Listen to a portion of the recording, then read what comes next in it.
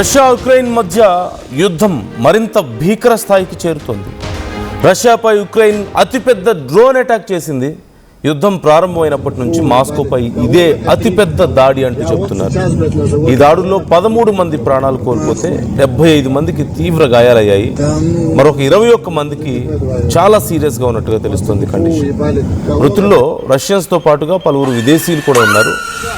Nizhny క్యాంప్స్క్ సిటీలోని oil రిఫైనరీలే టార్గెట్గా Ukraine దాడులు చేస్తుంది. రష్యా సైనిక సామర్థ్యాన్ని తగ్గించే ప్రయత్నాల్లో భాగంగానే ఆయిల్ రిఫైనరీస్పై ఉక్రెయిన్ ఈ దాడులు చేస్తున్నట్లుగా కనపడుతోంది. మరోవైపు ఉక్రెయిన్పై రష్యా ప్రతీకార దాడులు చేస్తుంది. రష్యా దాడుల్లో ఉక్రెయిన్లో 5 మృతి చెందినట్లుగా మనకి సమాచారం అందుతోంది. ఈ నేపథ్యంలో ఇప్పుడు జరిగినటువంటి ఈ దాడి 75 మందికి తీవ్ర గాయాలు, 21 మందికి చాలా సీరియస్ కండిషన్ ఉన్నట్లుగా తెలుస్తుంది. అలాగే మృతుల్లో విదేశీయులు కూడా చాలామంది ఉన్నారు అంటూ సమాచారం అందుతోంది. మృతుల సంఖ్య మరింత పెరగబోతోంది. అలాగే ఇప్పటి వరకు 13 మంది ప్రాణాలు కోల్పోయారు ఈ దాడుల్లో ఇప్పటి వరకు.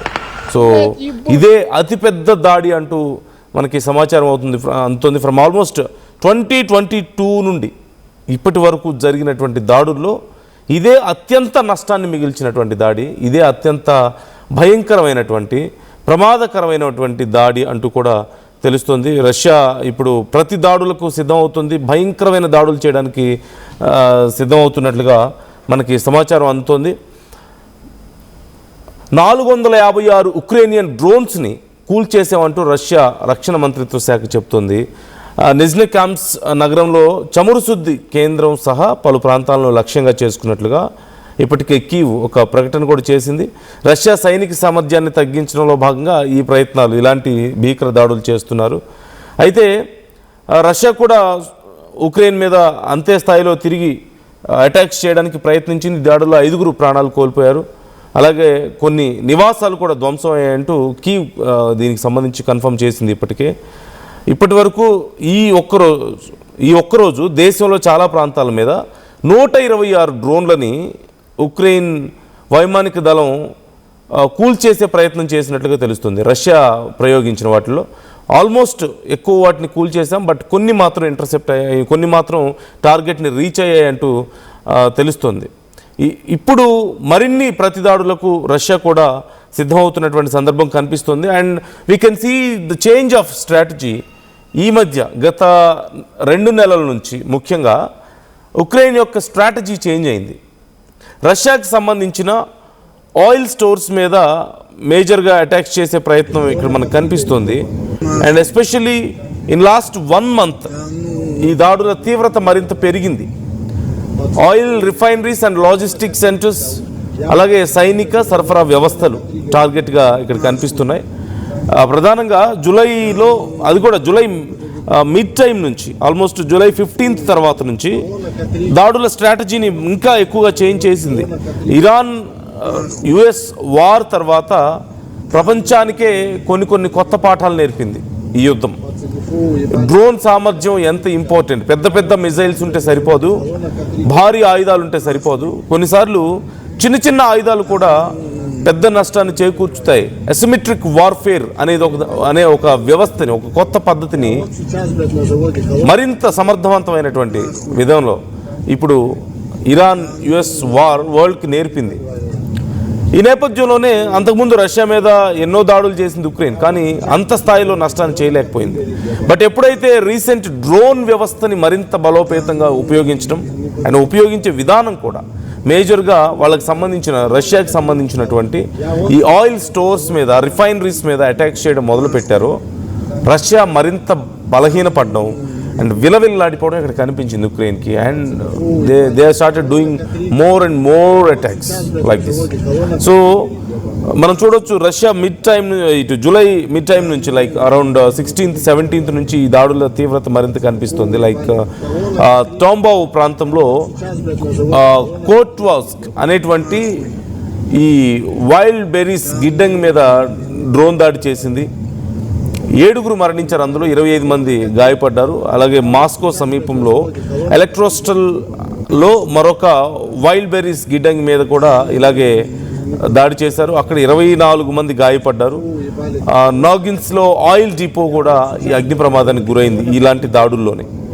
అండ్ అలాగే ఉక్రెయిన్ జూలై 20 టైంలో మాస్కో మీద 400కు పైగా డ్రోన్స్ని పంపించి దాడి చేసే ప్రయత్నం చేసింది. రష్యా వైమానిక రక్షణ వ్యవస్థ మీద ఇది ఒక పెద్ద పరీక్షగా మారింది వాళ్ళకి. ఆ టైంలో అత్యంత పెద్ద డ్రోన్ దాడిగా దీన్ని చెప్పారు అప్పుడు Russia. At the same time ఆ తర్వాత జూలై 24, 25 సైబీరియా వరకు ఈ దాడిలో విస్తరణ జరగడం మనం చూసాం. టైమెన్ ఆయిల్ రిఫైనరీ మీద దాడి జరిగి అక్కడ మంటలు అంటుకున్నాయి. లోతట్టు ప్రాంతాల వరకు కూడా రిఫైనరీ మొత్తం పూర్తిగా నిలిచిపోయింది. ఆ తర్వాత 2000 కిలోమీటర్ల దూరంలో ఇది ఉంది ఉక్రెయిన్ నుంచి సుమారుగా. కానీ అక్కడ వరకు వీళ్ళు దాడులు చేయగలిగారు. 2000 కిలోమీటర్స్ కూడా అవతల ఉన్నటువంటి టార్గెట్స్ని కూడా వీళ్ళు రీచ్ అవ్వగలుగుతున్నారు. అండ్ జూలై 29 రీసెంట్గా జరిగినటువంటి అటాక్స్ మనం చూస్తున్నాం. పర్మ్, రైజన్, అలాగే టాంగ్రాంగ్ ప్రాంతాల్లో oil refineries and logistic centres మీద కూడా ఇలాగే డ్రోన్స్ అటాక్ చేశాయి రష్యాలో. అలాగే క్రిమియాలో కూడా చాలా భయంకరమైన, రష్యా ఆక్రమించుకున్నటువంటి ప్రాంతం క్రిమియాలో కూడా చాలా భయంకరమైనటువంటి దాడులు చూసాం. అలాగే రైజమ్, వైల్డ్ బెర్రీస్ గిడ్డంగి కూడా మరొకసారి ఖాళీ చేయాల్సి వచ్చింది అక్కడ. అలాగే at the same time Perm oil refinery మీద జరిగినటువంటి దాడి కూడా చాలా కీలకమైంది. లోకేల్ ప్రేమ్ రిఫైనరీపై ఉక్రెయిన్ డ్రోన్ దాడి చేసింది. ఈ దాడిలో మంటలు భారీ ఎత్తున చెలరేగాయి. అక్కడ క్రూడ్ డిస్టిలేషన్ యూనిట్ CDU కూడా చాలా తీవ్రంగా దెబ్బతిన్నట్లుగా తెలుస్తోంది. ఈ నేపథ్యంలో వరుసగా మన దాడులు చూడండి. మోస్ట్లీ వాళ్ళకి సంబంధించినటువంటి ఫుడ్ సప్లైస్, అలాగే ఆయిల్ రిఫైనరీస్ దెబ్బతీయడం, వాళ్ళ ఇన్కమ్ సోర్స్ని దెబ్బతీసే ప్రయత్నం ఇక్కడ మనకి క్లియర్గా కనిపిస్తోంది. And at the same time సైనిక శక్తికి అవసరమైనటువంటి గిడ్డంగుల మీద, వాటి మీద దాడి చేయడం. సో క్లియర్గా రష్యా డ్యామేజ్ మనకి బయటకు కనిపిస్తుంది. ప్రపంచంలో one of the biggest oil and gas exporter అయినటువంటి రష్యాకే ఒకానొక టైంలో ఆయిల్ క్రైసిస్ రావడం, వాళ్ళ దగ్గర రేట్లు పెంచడం, వాళ్ళ మార్కెట్ స్ట్రిక్ట్ చేయడం, రేషన్ పద్ధతిలో అక్కడ ఆయిల్ని పంపించడం, ఇవన్నీ కూడా మనకి ఈ సంకేతాలే చూపిస్తున్నాయి. అంటే రష్యాని చాలా తీవ్రంగా ఉక్రెయిన్ దెబ్బ కొట్టగలుగుతోంది ఈ స్ట్రాటజీ చేంజ్ చేసిన తర్వాత అనేది కనపడుతుంది. అంతకుముందు వరకు రష్యాకి సంబంధించినటువంటి సైనిక స్థావరాల మీద దాడులు చేసే ప్రయత్నం, వాళ్ళ రాడార్ వ్యవస్థల మీద దాడి చేసే ప్రయత్నం, వాళ్ళకి సంబంధించిన మిజైల్స్ అండ్ డ్రోన్ స్టోర్స్ మీద దాడి చేసే ప్రయత్నం, ఇవన్నీ చూసాం.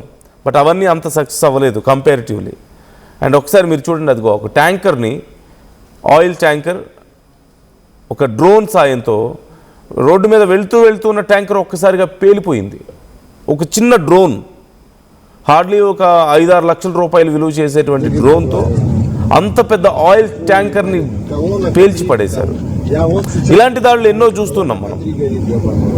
సో ఇప్పుడు ఇవే దాడులు రష్యాని మరింత భయపెట్టడం మనకి ఇక్కడ కనిపిస్తోంది. మరోవైపు ఉక్రెయిన్ మీద కూడా ఇలాంటి దాడులే రష్యా చేయడం కూడా కనిపిస్తోంది. ఉక్రెయిన్ ప్రధానంగా కొంత చొచ్చుకుపోయే ప్రయత్నం చేస్తున్నారు క్రిమియా నుంచి మళ్ళీ, కానీ అవి అంత సక్సెస్ఫుల్గా కొనసాగుతున్నట్లుగా లేవు. ఎందుకంటే వాళ్ళ సైనిక శక్తిని డిస్ట్రిబ్యూట్ చేయాల్సిన అవసరం వచ్చింది ఎక్కువగా. అండ్ మోర్ ఆఫ్ రీసెంట్ డేస్లో రష్యా వాళ్ళ సైనిక శక్తిని పెంచుకుంటుంది. మరొక 25,000 యాక్టివ్ సోల్జర్స్ని డెవలప్ చేసింది రష్యా. సో ఇది one of the biggest decision Russia నుంచి ఈ మధ్య కాలంలో.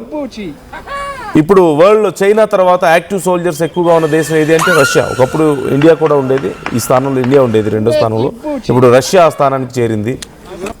సో రష్యా స్ట్రాటజీ మారుతుంది, మరింత బలోపేతం అయ్యే దిశగా ప్రయత్నాలు చేస్తుంది. మోరోఫ్ వాళ్ళకి సంబంధించిన రిఫైనరీస్ని ఎలా కాపాడుకోవాలో అర్థం కాక ఇప్పుడు జుట్టు పీక్కుంటున్నటువంటి పరిస్థితి కనపడుతుంది.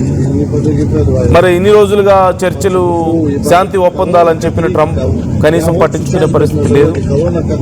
There must be some hidden agenda దీని వెనక. ఇప్పుడు రష్యా ఉక్రెయిన్ వార్ కంటిన్యూ అవ్వడానికి కూడా ఒక హిడెన్ ఎజెండా కనిపిస్తుంది. రష్యా గనక ఉక్రెయిన్తో బిజీగా ఉంటే ఇరాన్కి కావాల్సినంత సపోర్ట్ అందదు అనే ఆలోచనలో యుఎస్ ఉండి ఈ వార్ని కంటిన్యూ చేయిస్తుంది ఇంటెన్షనల్గా. ఎందుకంటే మోస్ట్ ఆఫ్ ది వెపన్స్ యుక్రెయిన్కి యుఎస్ఏ సప్లై చేస్తూ ఉంటుంది, financial support and ammunition. All kind of warfare support ఇప్పుడు మనం చూస్తున్నాం. సో ఇలా ఓవరాల్గా ఈ సిచ్యువేషన్లో ఇప్పుడు ఈ మధ్య కాలంలో యుక్రెయిన్ కొంత బలం పుంజుకుంది. అట్ ది సేమ్ టైం చాలా వరకు ఈ క్రెమ్లిన్ ప్రాంతంలో చుట్టుపక్కల ఆక్యుపై చేసుకోబడినటువంటి ప్రాంతంలో చాలా వరకు కూడా తిరిగి మళ్ళీ పట్టు సాధించుకోగలిగింది. ఇవన్నీ చాలా కీలక పరిణామాలు కనిపిస్తున్నాయి. ఒకసారి ఆ వీడియోస్ నేను మీకు చూపిస్తాను. దాడుల తీవ్రత ఎలా ఉంది, కాలిపోతున్నటువంటి రిఫైనరీలు ఇవన్నీ మీకు కనిపిస్తాయి. ఒక్కసారి ప్లీజ్ చెక్ ఇట్.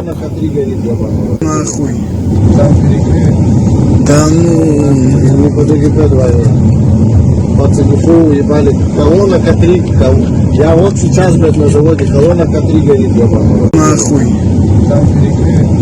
Да ну, не по ДГП-2.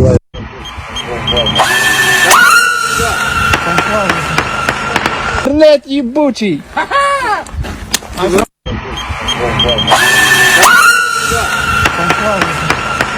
Интернет ебучий.